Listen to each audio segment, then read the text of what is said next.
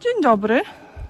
Dzisiaj taki krótki przegląd moich arbuzów, melonów, dyniowatych może przy okazji, bo w sumie to Wam jeszcze nie pokazywałam chyba w tym sezonie. W tym sezonie arbuzy były bardzo liche i melony. Raptem miałam chyba 6 sztuk tylko sadzonek, bo coś tam nie wykiełkowały, no nie udały się. No i wsadziłam jak zwykle do tej mojej podwyższonej grządki i popatrzcie, jest już pierwszy zalążek. No bardzo się cieszę. Co prawda bardzo opóźniony w tym roku. Mam nadzieję, że ich będzie tutaj więcej. Tu są 4 sadzonki. Janosik. No, janosik mam. Tutaj też janosik. Tutaj Charleston Grey i Orangeglo. No zobaczymy, co z tego będzie. Między tym posadziłam selery naciowe, tak jak w zeszłym roku. Tutaj może Wam wstawię migawkę, jak to robiłam. No nareszcie, słuchajcie, sadzę arbuzy, połowa czerwca, już ponad. Mam nadzieję, że coś z tego będzie. 5 sztuk w tym roku tutaj. W szklarni jeszcze 1 i to wszystko. Jakoś, wiecie, w tym roku te arbuzy mi nie pokiełkowały dobrze. Mimo że dobre nasiona kupiłam. Świeże, tegoroczne. Znaczy w tym roku kupione. No i mszyca też je atakowała. No już jest problem rozwiązany, ale możecie widzieć tutaj takie pomarszczone liście. No już te nowe przyrosty widzę, już prostują się. Ale przeżył trochę, przeżył. No i zobaczymy. Jak zwykle w tej okrągłej tutaj grządce dałam tutaj obornik. O, może jeszcze pokażę. O, tutaj są kawałki jakiegoś obornika, jakiś kompost. Już tutaj zaściółkowałam, bo łatwiej jest najpierw zaściółkować, a potem sadzić. Bo tak to bym tym sianem się tam, wiecie, nie wyrobiła między tymi łodygami. No i co? I jeszcze mam melony. Podobna chyba ilość jest. Muszę sprawdzić. No i jak zwykle sadzę.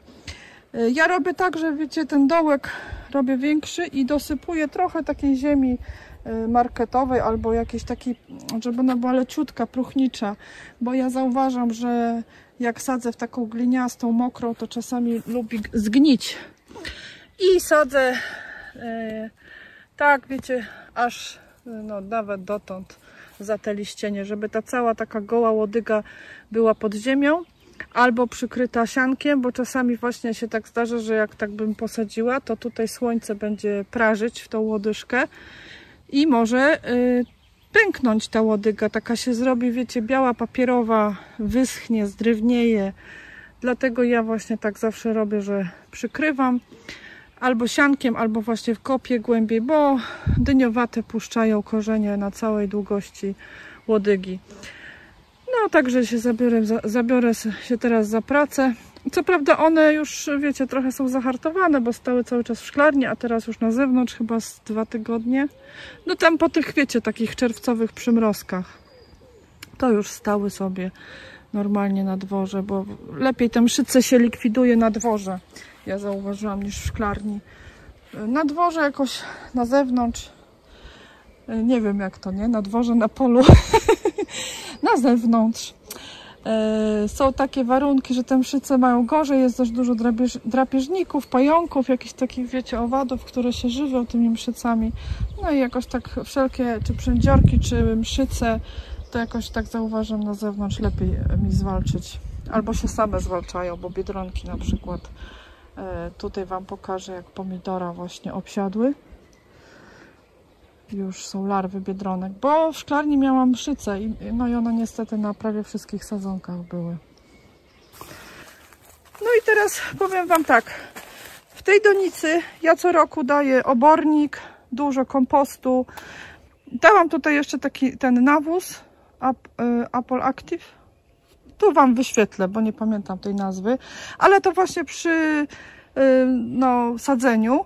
I teraz już nic nie zasilałam niczym, bo nie widać, żeby jakieś niedobory miały, więc po co tam na zapas lać. Selery naciowe ja już W zeszłym roku też tak sadziłam, bo one fajnie, wiecie, wydłużają się, bo te liście ich trochę tutaj przycieniają, więc nie są takie krępe, tylko właśnie takie fajne, wydłużone te łodyżki mają. No i na razie widzę, że jest ok. Jeśli będą niedobory, to ja zauważyłam, że też arbuzowe, dyniowate lubią taki krowieniec, czyli ja biorę jakieś właśnie albo placki takie krowie tak zwane, albo końskie i rozmaczam w wodzie i to tam sobie stoi parę dni i później rozcieńczam to wodą i właśnie takim czymś podlewam. One to lubią. Gnojówki też. Jak już zaczynają kwitnąć, no to wtedy też tam z żywokostu gnojówka. Więcej widzę owoców póki co nie ma. No jak zdąży, to zdąży. Jak nie, to nie, no trudno. Dzisiaj, nie dzisiaj, w tym roku, była wiosna bardzo trudna, bo ja je wsadziłam, nie wiem, to był 20 chyba czerwca dopiero. No więc one dopiero startują. Pokażę wam teraz melony. Melony mam w podobnej donicy. Też chyba 4 tu były, już nie pamiętam. Tu jest taki, tutaj jest Melba Junior i chyba 4 Emir. Takie mam w tym roku. No i też ładnie na razie rosną. Owoców nie widzę. Szczerze wam powiem, tutaj coś jest, ale on nie zawiązał się. W sensie, że jest żółty i wątpię, żeby nie zapylony może był. Ale wiecie, jak one już zawiążą, to jest bardzo szybko. Jak już dobrze się zapyli ten kwiat i ten owoc, widać, że jest zapylony, zawiązany i jak jest dobrze podlewany krzew, to przyrastają bardzo szybko te owoce melona. Zawsze mi szybciej dojrzewały niż arbuzy. No nie mam jeszcze tutaj żadnych, żeby wam pokazać. No i tak o, widzicie. W tych donicach podwyższonych bardzo fajnie się uprawiają, bo tutaj się ta ziemia nagrzewa, te korzenie im się nagrzewają, one to lubią. Zresztą zawsze ładnie rosły w tych donicach. Oczywiście też seler naciowy między nimi. Także tylko teraz czekam na jakieś zawiązki. No, jak będą, to wam pokażę. No na razie nie ma. One muszą najpierw tą masę liściową nabudować. Miejmy nadzieję, że jesień będzie łaskawa i będzie może tutaj, o, tu jest coś nawiązane, taki malutki, widzicie? Ten daje jakieś nadzieje. O, i tu jest jedno, tu, ten już będzie. I to jest Melba. No, ja też muszę sobie w tym roku, wiecie, zapisać, który mi szybko zawiązał owoce, bo u nas jest bardzo krótki okres wegetacji w Polsce, zwłaszcza jak taka wiosna jest, jak w tym roku. No i właśnie mi zależy, żeby skupić się tylko na tych gatunkach, które zdążą zaowocować, dojrzeć u nas w naszym klimacie, bo nie mam już, wiecie, sił chyba robić coś, co potem nie zdąży dojrzeć, albo jest jakieś niedorozwinięte, bo za mało ciepła, więc sobie będę właśnie bardzo teraz pilnować. Nawet zrobiłam właśnie te znaczniki po to, żeby wiedzieć, jaki to gatunek i na przyszły rok najwyżej tylko jeden gatunek, jak mi zasmakuje. Mam jeszcze w szklarni, to zapraszam, pokażę teraz. W szklarni jest burz, ale ja was prowadzę tutaj do melonów. Melony mam 4 w szklarni. I one tutaj rosną w wielkim, słuchajcie, chaosie, bo ja ich tutaj nie ogarniam już. Tutaj mi poszedł jeden w ogóle w górę, tam gdzieś między pomidory. Na razie jeszcze na pomidory nie wchodzi, ale pewnie wejdzie. One mi cały czas w szklarni, słuchajcie, jakoś chorują. Ja nie wiem, czy to jest jakaś mozaika. No, mszyce ja widzę. No, tutaj. No, także ja już nie będę uprawiać melonów ani arbuzów w szklarni u mnie, bo u mnie się to nie sprawdziło. Tu jest za ciemno dla nich, bo całe światło zabierają pomidory. jak widać. Pomidory jakoś tam idą do góry, bo zobaczcie, one wiążą grona ładnie. To nie jest tak, że tylko jakaś, wiecie, masa zielona. Ja nie robię palemek takich ogołoconych, dlatego tych gron tak może nie widać u mnie, ale są. I one tutaj mają jednak za ciemno, no właśnie takie jakieś choroby. Ja już nawet tego, wiecie, nie pryskam, bo z dnia na dzień mam wrażenie, że z tego nic nie będzie. No, nie widać, żeby one zawiązywały. Za mało tu światła. Wolę chyba w przyszłym roku bazylię posadzić. Tu natomiast mi się sprawdził ten ogórek. Telegraf. O, muszę go podpiąć tam, bo już mi tutaj zwisa. Już zebrałam kilka ogórów. Dzisiaj nie ma, bo właśnie ostatnio zbierałam, a już był wieczór i nie pokazałam wam. Ale naprawdę tu już się zawiązuje. Za parę dni będzie ogóras. Tutaj też. Powiem wam, że naprawdę tu na dole już kilka takich ogórów wzięłam, zebrałam. Takiej wielkości słusznej, no jak w sklepie się kupuje, takie dosyć spore. Tutaj malutkie, no muszę je podlać koniecznie, bo jednak ogórki to bardzo dużo wody potrzebują.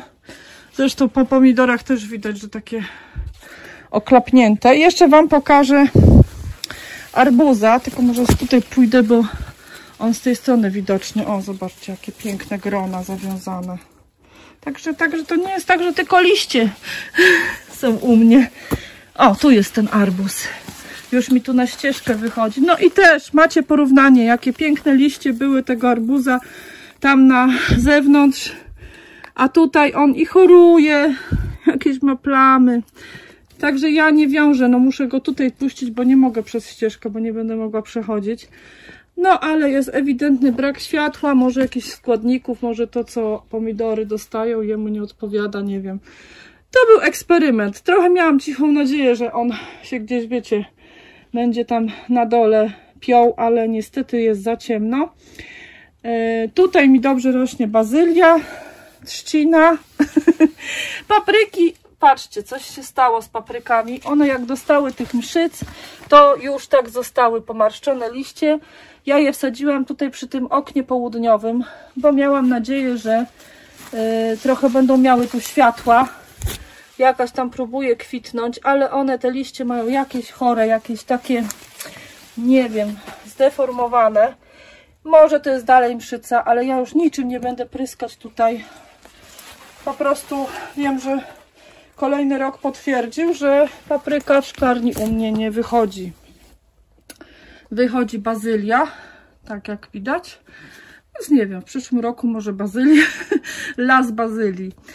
Buraczki też w tamtym roku fajnie mi wyszły, tutaj na dole. Więc może też, bo mam rozsady buraczków, to dosadzę buraczki. Piękne te grona. No, także chciałam wam pokazać arbuzy i dynie na dzień dzisiejszy, jak to wygląda i na zewnątrz, i w szklarni. I cóż, kochani, to będzie na tyle. Dzisiaj taki krótki odcinek. No tutaj jeszcze rzut na chyba najładniejszego melona w szklarni, ale wątpię. I on tutaj ma też ma dużo światła, zobaczcie, bo tutaj jest cała ta ściana taka wschodnio-południowa. Więc no ma dosyć dużo światła, a i tak jakiś jest taki lichy. Także ja zrezygnuję i u mnie to nie wypaliło. No, widzicie.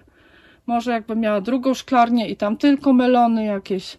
Ale jak tak ładnie mi wychodzą na zewnątrz, to po co wiecie, zmieniać? Nie? Mówią, że lepsze jest wrogiem dobrego. I tym akcentem zakończę ten odcinek. Do zobaczenia. Pa, pa.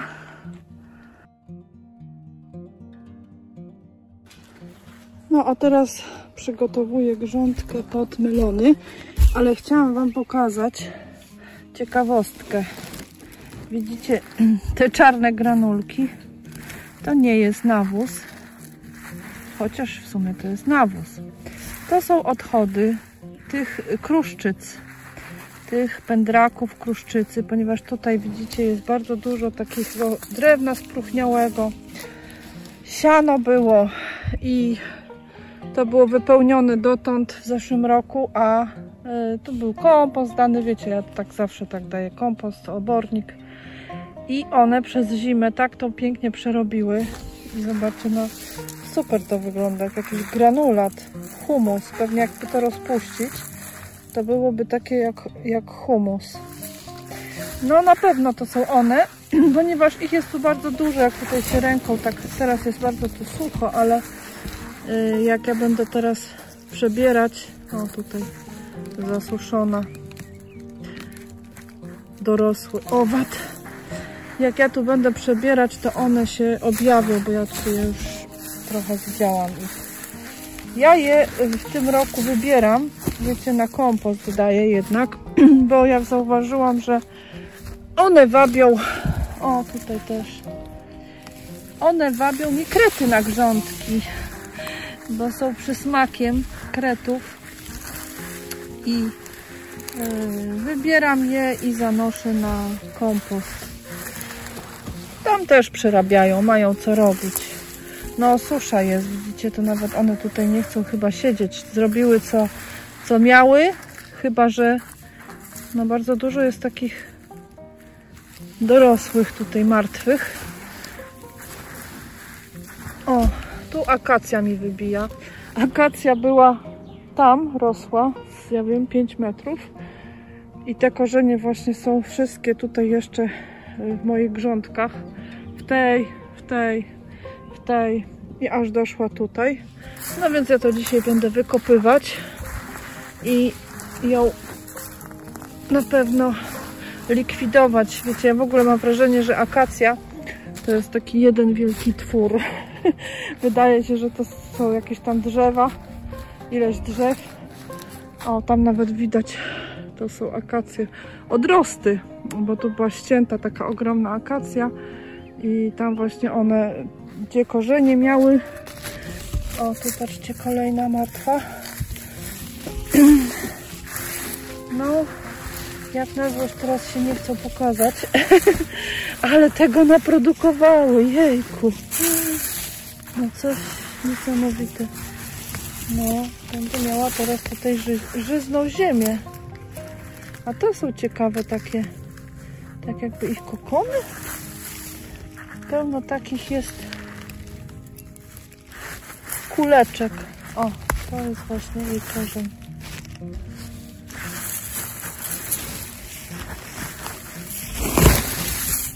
Może one się już... O, patrzcie, jaka kuleczka taka. Co to jest? To był chyba jakiś niewykluty, bo taki rozciapciany. O, tu jest następna. One w takich kokonach są, ale nie będę tego mieszać. No, to teraz mnie właśnie czeka czyszczenie. W każdym bądź razie uwierzcie na słowo, że to są ich odchody, że to jest właśnie pięknie przerobiona próchnica. Nie wiem, jak znajdę, to może wam pokażę. One chyba są potem w takich kokonikach. Tu już wyszedł. Przerobiły, co miały przerobić i wyszły. Dobra, biorę się teraz za sprzątanie tego. O, pokopałam i znalazłam właśnie, o, to jest kruszczyca. I one, to jest jakiś martwy i one, wiecie co, są w takich kokonikach. Zobaczcie, tutaj jakieś niepowodzenie było w wykluciu się. Taki wykluł się i szczątki są. Ale one właśnie w takich... Ciekawe to, takich... O, patrzcie, jak się zagłębia. No, pójdziesz, kochana, do kompostownika, tam nawet będziesz miała lepiej, bo wilgoć i dużo materii do jedzenia. Tu jest jakiś taki pełny, tego nie ruszam. No, ale właśnie one tutaj siedziały w tej głębszej warstwie. Pełno takich jest kokoników. No ten jest z dziurką. Już nie wiem, może to jakieś pasożyty były ich. No, w każdym bądź razie koleżanka idzie do kompostownika.